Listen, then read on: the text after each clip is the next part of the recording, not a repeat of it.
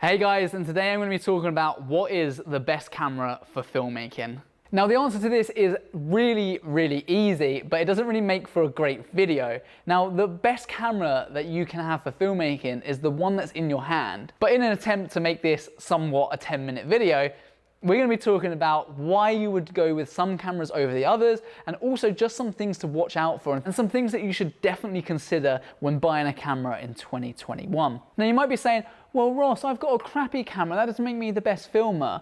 I understand that. Of course, having a good camera does help with the quality of your work at least. But if you gave Steven Spielberg a little handheld pocket camera, he could probably still make a really good film. And often I see time and time again that creative people will spend the most amount of money they possibly can in camera equipment and have no work to pay for it. Now, if you're doing this as a hobby, then great, spend as much as you want. There's no need to make your money back. But if you're doing this as a business, there's no point in spending $10,000, $20,000, $30,000 on a camera if you don't have any work coming in. I've always been in a position where I've been ahead of the curve in my business. So I've been able to purchase cameras because we've had projects coming in that have been high paying, and we would use that money to reinvest into camera equipment. So we've never had to take out a loan, we've never been in any kind of debt, we've never been worried about not having the money to buy the camera or being unsure whether or not we needed the camera.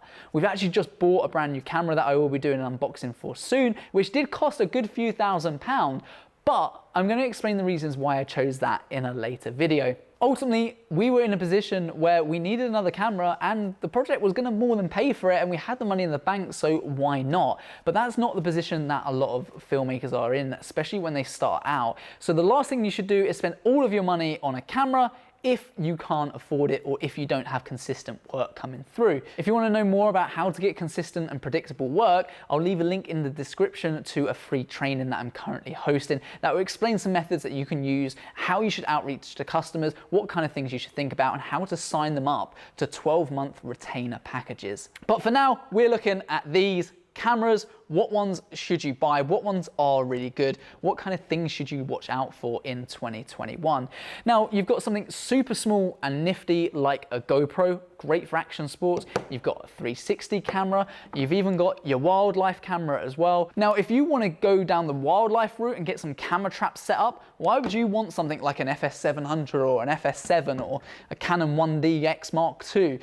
You don't need it. You're not going to start leaving those things out in the wild to get rained on. You're going to want something nice and simple. Now, this is one of the cheapest wildlife cameras. It's a Victure camera. I think this does like 2K at 60 frames. It's not the greatest quality. Sensor size is a really big thing that I'll talk about in a second. But ultimately, this is going to do a much better job at capturing wildlife, particularly at nighttime, than something like this would do.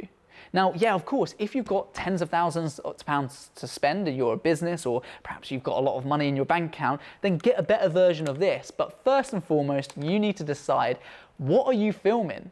Are you filming lots of low light stuff? The Sony A7S range is a really good range for low light filmmaking. Absolutely is a must in my opinion if you're doing lots of low light stuff. Sony A7S if you've got a few £1,000s to spend. But if you're doing wildlife, get the wildlife camera.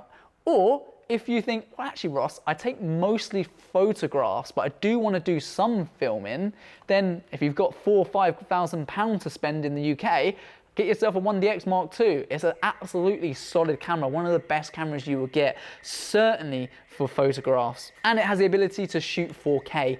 Now, 4K is 100% something that you should consider when you're buying a camera in 2021. I don't think there's really any reason that you should not get a 4K camera if you've got the money to go the extra mile and actually get a 4K camera. Now, something like this, an FS700 only shoots in 1080, but it goes up to like 400 frames a second at fairly good quality, and it ultimately costs a lot less than what this Canon does. So another thing that you need to keep in mind is how much money are you willing to spend without it having a huge impact on your life? What can you get away with, or what can you see as a stepping stone? And my top tip, if you don't take anything else away from today other than this, quite simply, Get secondhand. There's a website called mpb.com. They're not sponsoring the channel. I wish they would because they are absolutely awesome guys. We buy loads of equipment from there. They're secondhand and it comes with a warranty. It's already been checked over, so you know you're buying it from a secure seller and you get such a better price. You can pay something as low as a couple £100 for a top of the range camera. So definitely look at buying secondhand. There's no need to necessarily buy new if you're looking to save every penny. And we do exactly the same things with our lenses too. Obviously, if you're in the action sports world, GoPros you can't go wrong with. However, it's really hard to turn up to a client shoot. A client that's paying you a few £100 with this doesn't have the best image. Whereas this might not be the best camera on the market, but if I turn up to a client shoot with this, fully rigged up, it's gonna look better than this, even though this does 4K. Now, when we talk about 4K, one of the things you need to understand is the sensor size. So this is the lens, of course. Behind this lens is a sensor, which is going to be very, very tiny. Now, the sensor is responsible for the detail, the amount of light it can handle, lots of other bits and pieces that I won't bore you to death with, but that's good to understand. The sensor is going to be tiny. It's going to be smaller than that lens. The sensor on this bad boy is a super 35mm. It is quite literally takes up that entire space. The sensor size on the Canon and on the A7S are both full frame sensors, so they are even bigger than that camera I showed you a moment ago. So if you're comparing this with this, now they both do 4K, what's going to be better?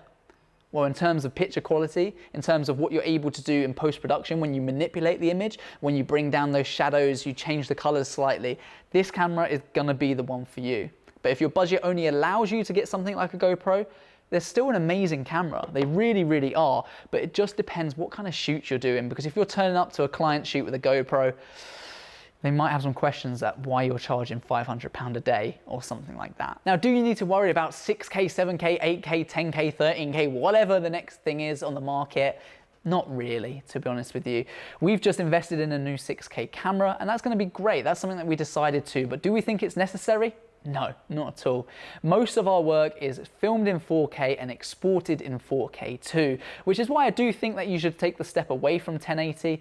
Although a lot of content out there, especially if it's just going to be featured on your mobile or for their Instagram feed, 1080 is still more than adequate, but 4K does give you the option to manipulate it a little bit more, to have better depth of colors, and that's when we start to talk about bit rates within cameras. Again, there's lots of videos on this, it's very technical and very boring, and at the end of the day, you probably have a camera in mind that you really want. It's just the case of whether can you afford it or not. But before you make that jump, ask yourself these 3 questions. Number 1, is it going to be action sports or is it going to be wildlife? Or perhaps, is it going to be low light or bigger productions? What are you going to be using it for?